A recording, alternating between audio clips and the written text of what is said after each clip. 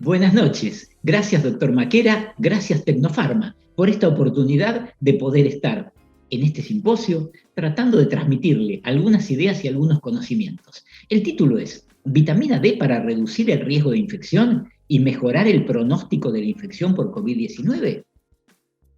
Estos son mis conflictos de intereses. Y la historia empieza a finales del siglo XVIII y en el siglo XIX. La gente vivía en el campo y al aparecer fábricas se mudó a las ciudades en Inglaterra. Vivían hacinados, los chicos estaban en callejones sin sol bajo un nuevo e intenso smog.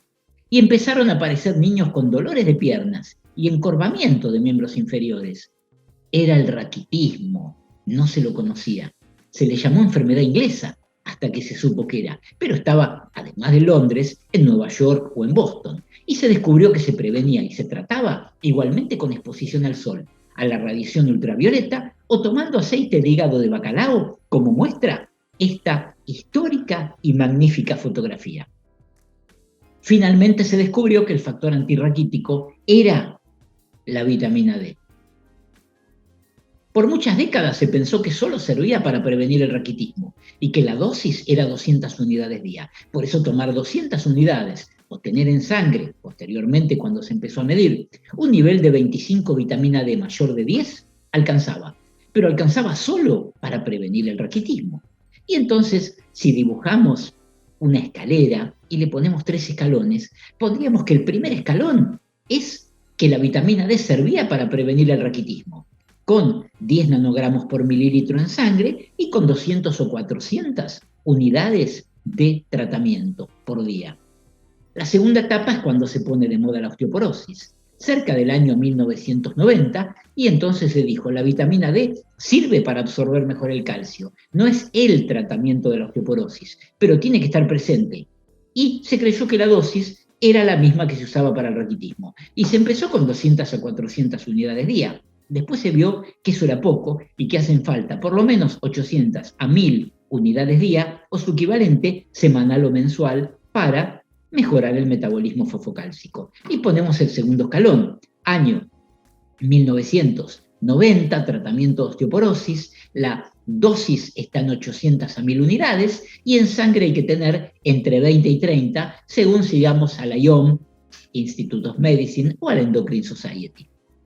Y finalmente, tercera etapa. Y aquí ponemos que para el año 2020 la vitamina D podría servir para inmunomodulación y prevención de otras patologías. Quizás con una dosis más alta, de 2000 a 5000 unidades día y con un nivel en sangre mayor de 40 nanogramos por mililitro. Y ahí está la cita de un trabajo en el cual publicamos esta escalera. Y este es un viejo esquema en el cual tiene una parte muy nueva. Como ustedes ven, la vitamina D viene por el sol o por peces de mar. En el hígado se le coloca el oxidrilo en la posición 25 y pasa a ser 25 vitamina D.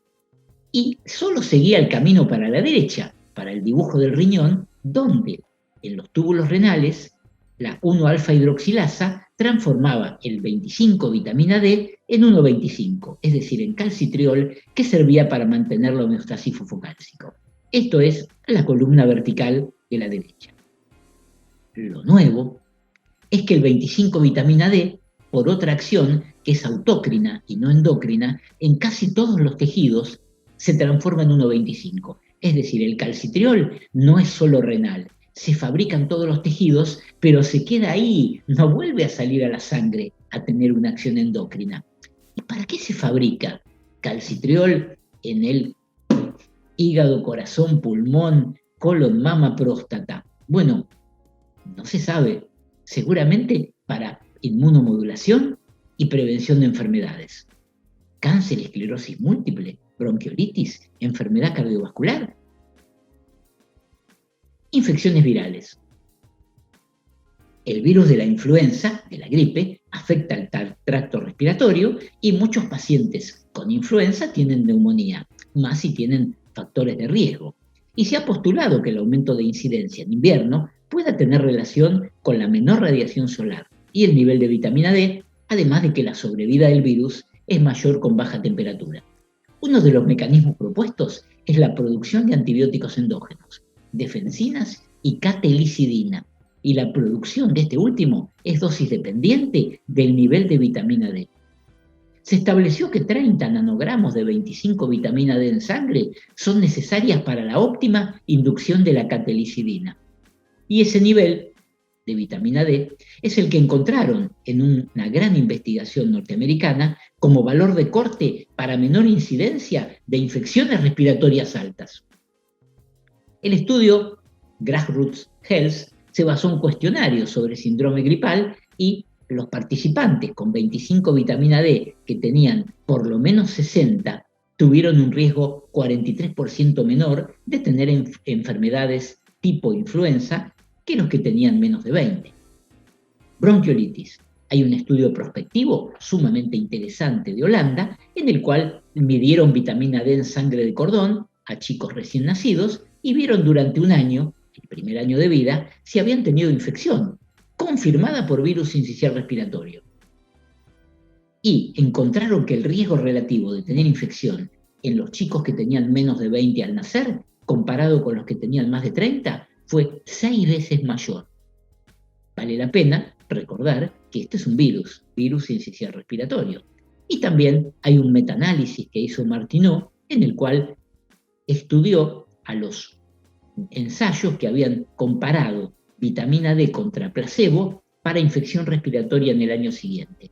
Y encontró que la suplementación con vitamina D redujo la infección respiratoria y el odds ratio fue 0,88, 12% menos. Pero lo más interesante es que en el subgrupo que tenían menos vitamina D, la infección se previno muchísimo. Es decir, en este caso, la línea de corte fue menos de 10. Con menos de 10 nanogramos por mililitro en sangre, comparado contra placebo, se previno significativamente infección respiratoria. Coronavirus. ¿Puede ser de utilidad suplementar para prevenir o tratar la infección? El doctor William Grant publicó el año pasado, al comienzo de la pandemia, artículos sumamente interesantes sobre vitamina D y COVID. Los estadios son: el primero, de infección respiratoria alta, fiebre, disnea, dolor muscular, náuseas o diarrea. El segundo, el de neumonía. Y el tercero, distrés respiratorio, sepsis, falla cardíaca o renal. Factores que se asocian a COVID severo son edad avanzada, raza negra, enfermedades preexistentes y déficit de vitamina D. Pero solo es modificable la deficiencia de vitamina D. Dos mecanismos claros por los que la vitamina D podría ser beneficiosa: acción sobre la inmunidad y acción sobre renina, angiotensina. Y empezamos con la inmunidad. La vitamina D puede disminuir el riesgo de infecciones por distintos mecanismos. Uno es barrera física, porque mantiene mejor las uniones entre las células. Y además por mejorar los dos mecanismos del sistema inmune, la inmunidad innata celular o la adaptativa. El receptor para la vitamina D, que se llama BDR, está en todo el organismo, con más concentración en el epitelio intestinal. Una gran variedad de células de la inmunidad expresan al receptor y a la enzima que transforma a la vitamina D en calcitriol, que es la 1-alfa-hidroxilasa o CYP27B1. Sin embargo, los efectos inmunomoduladores del calcitriol dependen de concentraciones suprafisiológicas que exceden el nivel sistémico en sangre. Y además el calcitriol tiene vida media corta, por eso se fabrica localmente en el sistema inmune, en las células del sistema inmune, y la enzima está regulada de manera diferente para tener una alta concentración de calcitriol dentro de las células. Las células del sistema inmune, macrófagos, monocitos, células dendríticas, linfocitos T y B, tienen receptores y tienen enzimas para la síntesis, como observamos en este prolijo esquema de esta diapositiva, y están las citas, en la cual vemos que la 1-alfa-hidroxilasa y la 25-hidroxilasa están en las células del sistema inmune. El estímulo a la inmunidad innata celular se realiza por inducir péptidos antimicrobianos, catelicidina, beta-2-defensina. Vale la pena recordar que la catelicidina es activa contra muchos gérmenes, incluyendo el bacilo de Koch. Y además contribuye a disminuir la tormenta de citoquinas, tan de moda ahora con la infección del COVID-19, inhibiendo la producción de citoquinas proinflamatorias de las células Th1, como el TNF-alfa, interferón gamma y varias interleuquinas. Y ahora pasamos al segundo mecanismo, la acción sobre el sistema renina-angiotensina. Como recordaremos, el angiotensinógeno, por la enzima renina, se transforma en angiotensina 1. La angiotensina 1 es captada por la enzima ACE o la enzima ECA, que es la enzima convertidora, y se transforma en angiotensina 2. La angiotensina 2 actúa en el receptor. El receptor se llama AT1R y esto produce vasoconstricción, hipertensión, inflamación y es estímulo para la aldosterona. Pero en el año 2000 se describió otra enzima que no se conocía, que era la AC2 o ECA2, que transforma la angiotensina 2 en angiotensina 1,7. Esta 1,7 va a su propio receptor, que se llama MAS, y produce lo contrario, es decir, vasodilatación, hipotensión y tiene acción antiinflamatoria. Entonces vemos dos ramas, dos mecanismos. ¿Y dónde actúan los medicamentos para la hipertensión? Bueno, los inhibidores de la enzima convertidora actúan ahí, en la enzima convertidora. Y los bloqueantes del receptor actúan en el receptor. Los priles arriba y los sartanes abajo. Son mecanismos de compensación normales, como el yin y yang que ocurre en un montón de pasos fisiológicos. Pero en hipertensos y anti-COVID-19, el paso que va al receptor para producir vasoconstricción es dañino. Y el paso a través de la enzima AC2 que va a la angiotensina 1,7 es benéfico. Y se descubrió que en el distrés respiratorio del adulto se altera el equilibrio entre las dos enzimas. Predomina el paso de la izquierda, es decir, la ACE sobre la AC2, y eso complica esta patología. También se preguntó si tomar inhibidores de la enzima convertidora o bloqueantes del receptor sería perjudicial o benéfico para pacientes con COVID. En animales de laboratorio, los bloqueantes del receptor aumentan la expresión de la enzima AC2. Y se planteó si eso era bueno, porque era la vía benéfica, o si sería malo porque hay más receptores para el virus. Y en realidad quedó muy claro que el uso de cualquiera de los medicamentos no modificó ni el diagnóstico de COVID ni la mortalidad. En el año 2003 se publicó que la enzima AC2 era el receptor del coronavirus que había surgido en China en el año 2002. Repito, se sabe desde el año 2003 que los coronavirus tienen como receptor el AC2, la enzima convertidora 2. Y se planteó ya en el 2003 si el tratamiento de la virosis podría ser actuando sobre esta enzima. Tras que éramos pocos, aparece el virus, y el virus se une a la enzima AC2, que es el receptor. Disminuye la enzima, esto se llama down regulation, y como observamos acá, a la flechita horizontal roja la ponemos más finita, y ponemos más gruesa a la flecha vertical que va de angiotensina 2 al receptor. Aumenta la vía al receptor, que lleva vasoconstricción, hipertensión e inflamación, la presencia del virus en el organismo. ¿Y dónde queda el AC2? Bueno, está en todas partes. Está en vasos sanguíneos, intestinos, riñón, corazón y células del pulmón, especialmente en células CLOPS de los bronquiolos distales y en neumocitos tipo 2 del epitelio alveolar. ¿Y la vitamina D qué tiene que ver? Bueno, la vitamina D inhibe el gen de la renina. Por eso siempre hemos dicho que inhibía al sistema renina-angiotensina-aldosterona. En la deficiencia de vitamina D se activa el sistema, con suplementación se inhibe, pero además la vitamina D estimula la enzima AC2, la que es benéfica, la que es el receptor. Y hay un estudio de distrés respiratorio que demostraron que el pretratamiento con calcitriol inhibía renina, ACE y angiotensina 2 es decir, la vía patógena de la izquierda, pero inducía a AC2. Y por eso mejoraba el distrés respiratorio en ratas. Y hay unos pocos estudios en animales y en humanos suplementando con vitamina D para el distrés respiratorio y vieron que disminuía el riesgo de distrés, mejoraba calidad de vida y que era eficaz en neonatos. ¿Estas acciones benéficas serán de magnitud importante o no? ¿Tendrán significado clínico? Bueno, esto es lo que se está investigando. ¿Y dónde queda el sistema renina-angiotensina?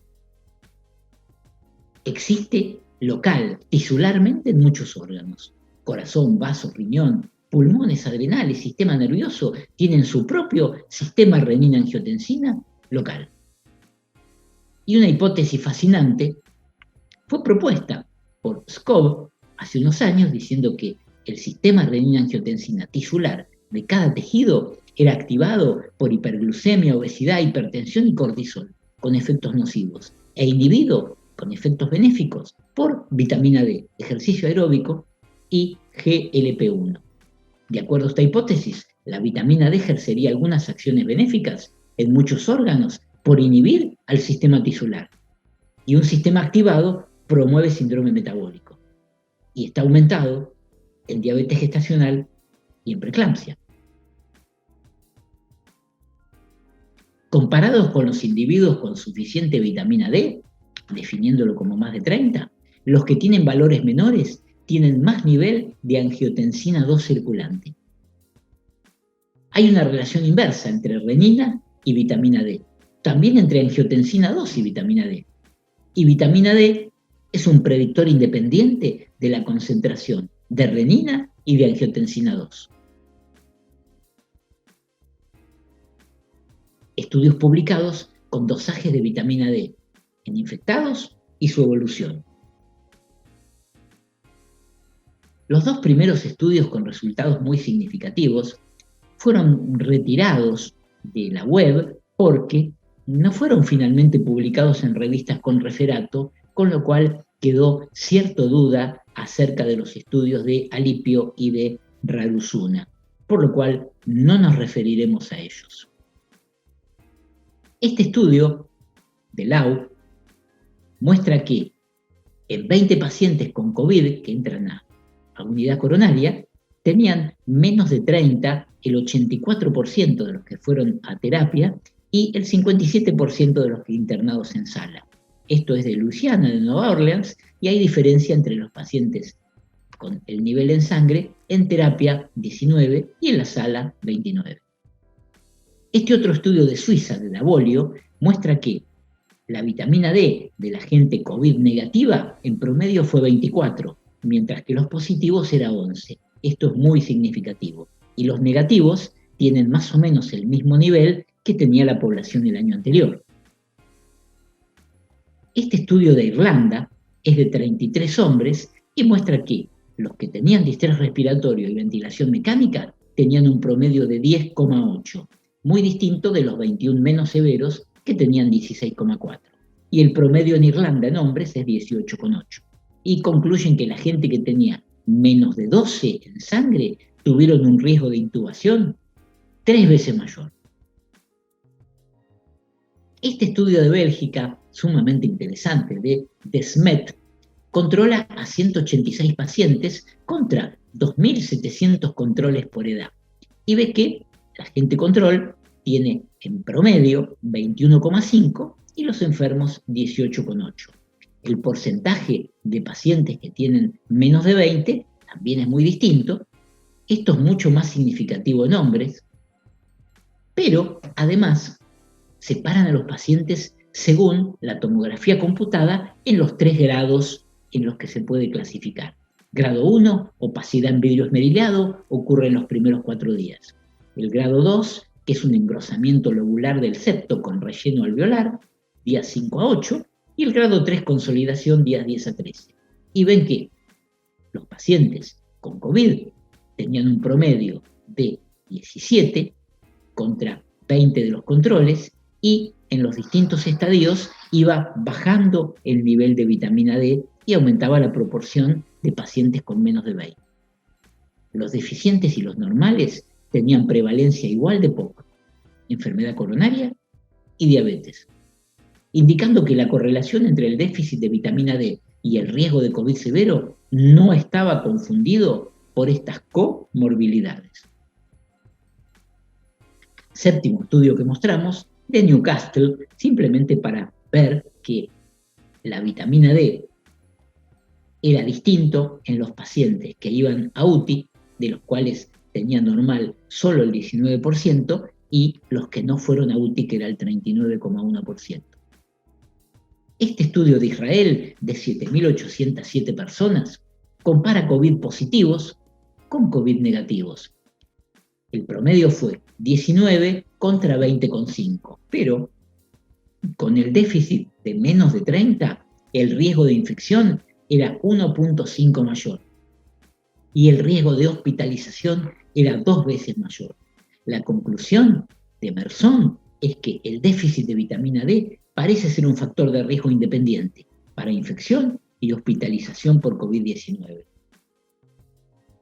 Dos trabajos con datos Biobank no mostraron relación entre infección y déficit de vitamina D, pero fueron hechos con muestras de sangre tomadas más de 10 años atrás. Por eso no tuvieron resultados y no merecen compararse. Este estudio de Metzer, de Chicago, es con 489 pacientes. En el año previo al análisis de COVID, y fueron positivos 71, y el riesgo de ser positivo fue 1,77 de riesgo en los que tenían vitamina D el año previo menor de 20. En el Congreso de Estados Unidos, de hueso, de la CBMR, Gennari, de la Universidad de Siena, presentó este trabajo para concluir que la vitamina D es menor a mayor severidad y que la mortalidad es inversamente proporcional. Observamos en el gráfico de la izquierda que el nivel en los asintomáticos es 30, en los internados es 18 y en los controles es 25. Y que cuando se discrimina la gente que va a terapia intensiva, a cuidados intensivos, el promedio fue 14 contra 22 de los que no ingresaron a esta sala. En UTI, los fallecidos promedio fue 13,2, mientras que los que salieron de alta tenían 19,3. Este otro artículo es de Irán y con valores de corte sumamente interesantes. El autor se llama Makbouli y es 235 pacientes. Y dicen que el fallecimiento, según el nivel de vitamina D, los que tenían menos de 30, falleció el 20%, contra los que tenían más de 30, que falleció solo el 9,7%. Y siendo un poquitito más rigurosos y más finos, en vez de más de 30, vamos a ver los que tenían al ingreso más de 40. Perfecto, veamos, falleció solo el 6,3%. Es decir, un valor mayor de 40 para este trabajo sería un factor de buena evolución. En hospitales de Buenos Aires, la doctora Giacoia presentó en el Congreso Argentino de Osteoporosis este estudio de 287 pacientes positivos. La vitamina D en los internados fue 18 más menos 10 y los ambulatorios 24 más menos 13. Esto fue significativo y formas severas se asociaron a menor nivel. Los pacientes con menos de 30 tuvieron más riesgo de formas moderadas y de severas, más o menos 3 veces más. Y el requerimiento de oxígeno fue mayor, 3 veces más. Otro trabajo detecta que un nivel de calcio y de fósforo bajo fue útil para prever, porque es más prevalente en pacientes severos y críticos.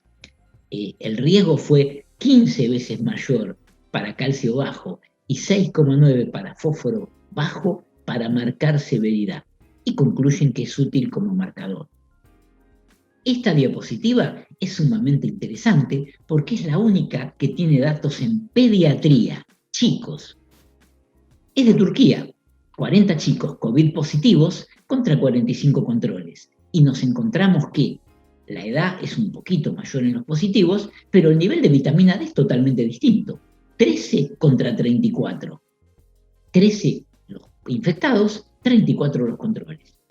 Y, más interesante aún, cuando ven cuántos chicos tuvieron fiebre mayor de 38 grados dentro de los que son infectados, encuentran que los que tenían menos de 20 en sangre tuvieron 10 de ellos, que fue el 34%.